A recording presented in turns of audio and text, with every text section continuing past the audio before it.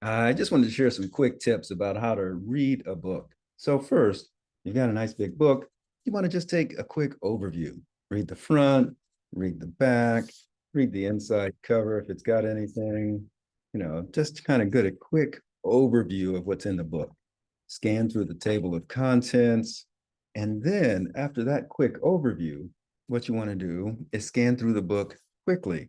So, on this scan through the book, you can look at the title for each chapter, the good medicine philosophy, for instance, the good medicine mandala, for instance, how to use this book, the how to be well prose. So just get an idea of what each part of the book is going to be like. So that's a nice preview of the book. You don't want to spend more than 2 to 3 seconds per page on that kind of overview. And then you're going to do one more kind of a preview. This is a little more in depth. You're just going to spend about 5 to 10 seconds per page on this. Again, you're just scanning each page where you can see more detail. So, for instance, the 4 directions for this. The 4 directions are your microbiome, your inflammatory response, your rhythms, your balance, and the highlighted parts. In this book, it's really nice. So, for instance, it says, we need to start thinking of the body as an integrated whole and not as a machine with separate parts treated independently. So you're just looking for structure, outline, key facts, and concepts here. And it's really nice to do a little summary of the book after you've done that step on the title page. And then you're going to read each chapter. However, before you read a chapter, again, you're going to preview it, looking at the highlighted things, the words that are bolded, and so forth. And then after you've gone through the chapter, and if there's a nice summary at the end of the chapter, reading that closely, and then at the after you've gone through that preview of the chapter, you'll read each page.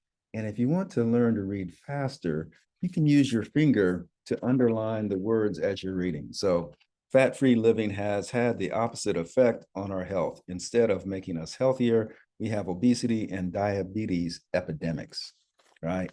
So that's a way to help you read through it faster by using your finger as you move along. You can also use a pencil, but try not to underline or highlight areas. If you want to remember an area, just put a line, vertical line out to the side of the paragraph, and you'll remember to come back to that later. Again, this is just going through the book now. You've done the preview of the whole book. You're previewing the chapter. You're reading at a comfortable speed or fast with your finger under it. And you're just marking with pencil those ideas that are important to come back to. And then after you've read the chapter, you can sketch an outline of the chapter or a quick review at the beginning of the chapter. Then one more quick overview of the chapter, a post view, so to speak. Just more repetition kind of helps it stay in the brain in a space that's easier to access, right? So you can make the knowledge yours. So you'll read the chapter quickly, focusing on the marked sections, interacting with the text. Refine your summary that you've written at the beginning of the chapter that you wrote after you finished reading the chapter, and then review at spaced intervals. The forgetting curve that Ebbinghaus created shows that, what we hear today, we're going to forget 50% of by tonight. And we just keep forgetting and forgetting until that material is gone forever. So we have to review regularly. And when we review, it's nice when we use active recall, not just looking at our notes, but actively trying to recall that information so it stays in our brain.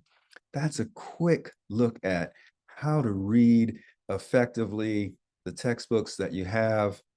And these notes were taken from Greg Koukl at str.org.